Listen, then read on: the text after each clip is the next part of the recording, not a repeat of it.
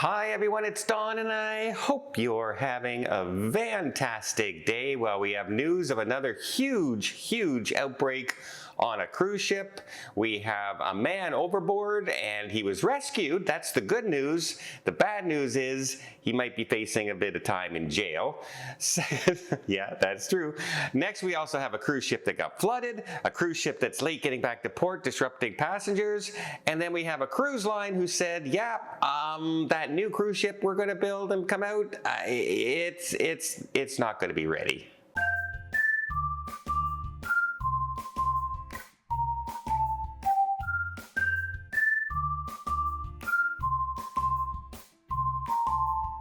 So the first story is Cunard's Queen Victoria. Apparently she had an outbreak of almost 140 people on board come down with some kind of mysterious illness similar to the norovirus. They're not calling it a norovirus, but lately nobody's been calling these outbreaks norovirus, but it all has the same symptoms and the same effects. Basically, you spend it in the bathroom and you're either bringing it out one end or the other.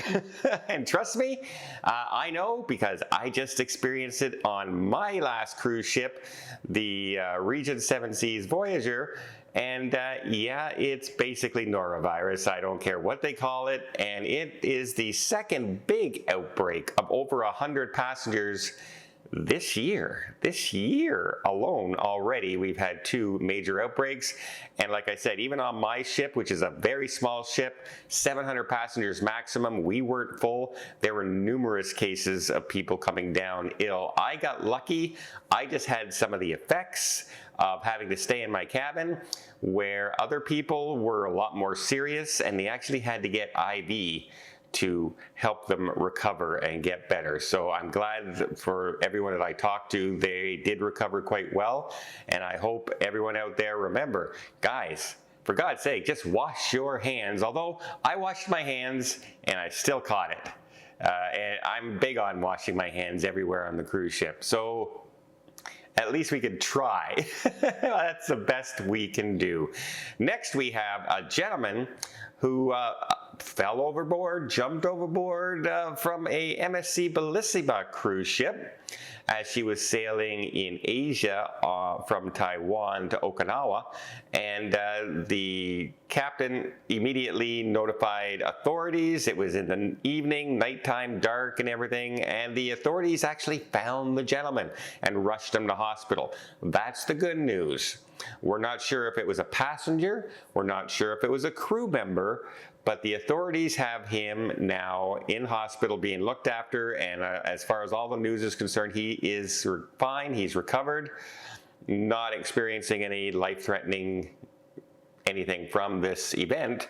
However, the authorities say that it looks like this was supposed to be a landing, an intentional landing where they're trying to get there.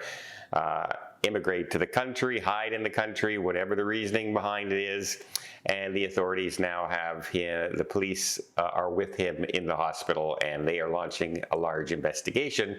So yeah, he's okay, but we'll see what happens. He might end up in jail or deported or something. I guess if you're deported, the worst thing that happened was you're sent back to where you came from. So I guess it's not so bad, but you don't hear too many people jumping overboard in that part of the world too often.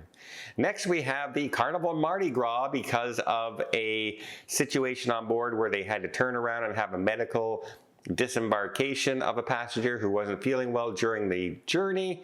It's going to be late getting back to port. Yesterday, it was 2 hours, roughly 2.5 hours late getting back to port, which of course delays everybody in line. People trying to get off the ship, people trying to get on the ship, and if everyone showed up at their regular time, the parking lot area and the drop-off area, pickup area just becomes a mess.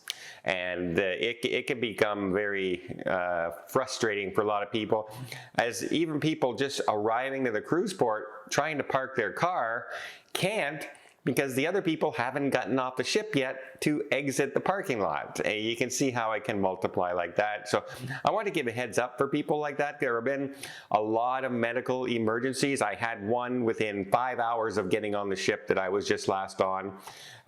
There are a lot of medical emergencies that happen. Sometimes ships have to turn around. Sometimes they're delayed getting back to port.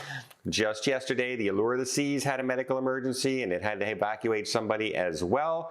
So it can affect getting back to cruise port on time, especially if it happens late in the cruise when you're returning back to your home place. So just keep that in mind if you're one of those people who tend to book those early flights.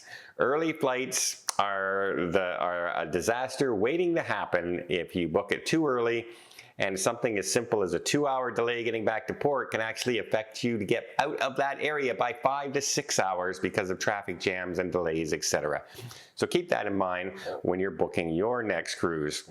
Speaking of, I just said Regent Seven Seas Voyager, how about Voyager of the Seas? She was sailing in the Gulf of Mexico and ended up getting caught in another storm, throwing chairs, passengers, and everybody around quite a bit. Some of them said the ship tilted quite a bit, where it felt like when you were looking out at your balcony, you were looking directly down at the ocean. That's an actual quote from a passenger on board.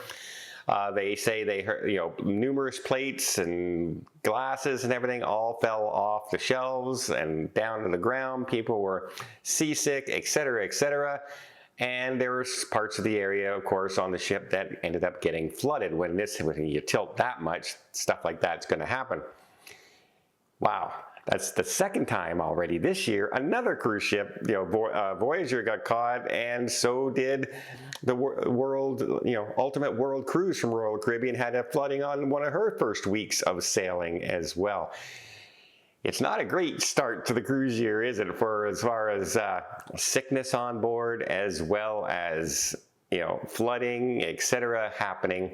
It's just, what are you going to do? You're going to keep cruising, guys. That's what we're going to do. We're just going to keep cruising, smile through it, and just see what happens going forward. Next, let's talk about the Allura. Now, if you haven't heard of what the Allura is, it's the next small luxury ship from luxury cruise line Oceania Cruise Line. And I remember seeing my first advertisement for that saying, "The Allura is here.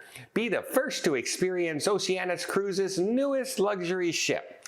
Well, if you were one of those people who booked to be that first person on that ship, you're not going to be the first person on the ship now. You're not even going to be the second or the third or the fourth or the fifth, as they have been notified by the ship company that, the ship's not going to be ready. And even though it's coming out in 2025, they're telling them, it's not going to be ready yet. And so they've been forced to cancel the first 5 sailings on the inaugural launching of that ship going forward. And speaking of inaugural sailings, I've still been keeping my eye on the Sun Princess, who is still in the port. Shipyard hasn't left. And of course, I was supposed to be leaving tomorrow to head for that inaugural sailing, and it would have been a 10-day cruise, and she was canceled. And I've been keeping an eye on it for everybody who's been booked on the 18th, and it hasn't left that port. It's going to take about 6 days or so, or 7 days, to get down to Barcelona from where she is. And so that means she's going to have to leave by the 11th or 12th at the latest of this month. And so far, Princess hasn't canceled anything, but we're getting to that point in the dates where they told us that the first sailing was canceled. Let's hope we don't hear any more bad news saying that her next sailing on the 18th is canceled as well. Well, I hope you appreciate this video. If you did, please give it a thumbs up. Want to see more tips, more tricks, more travel blogs from around the world? Hit that subscribe button. Until next time, have yourself a safe and a great vacation.